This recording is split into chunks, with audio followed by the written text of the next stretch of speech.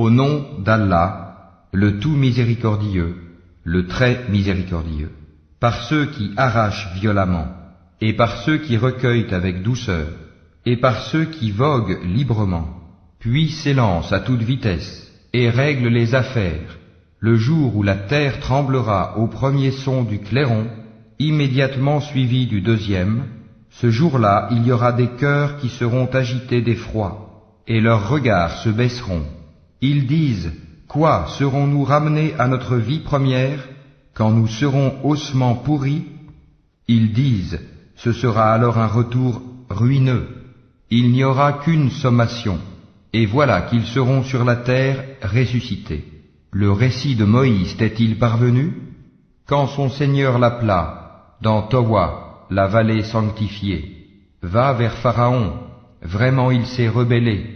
Puis dis-lui, voudrais-tu te purifier, et que je te guide vers ton Seigneur afin que tu le craignes? Il lui fit voir le très grand miracle, mais il le qualifia de mensonge et désobéit. Ensuite il tourna le dos, s'en alla précipitamment, rassembla les gens et leur fit une proclamation, et dit, c'est moi votre Seigneur, le Très-Haut. Alors Allah le saisit de la punition exemplaire de l'au-delà et de celle d'ici-bas. Il y a certes là un sujet de réflexion pour celui qui craint. Êtes-vous plus dur à créer ou le ciel qu'il a pourtant construit? Il a élevé bien haut sa voûte, puis l'a parfaitement ordonnée. Il a assombri sa nuit et fait luire son jour. Et quant à la terre, après cela il l'a étendue. Il a fait sortir d'elle son eau et son pâturage. Et quant aux montagnes, il les a ancrées, pour votre jouissance, vous et vos bestiaux.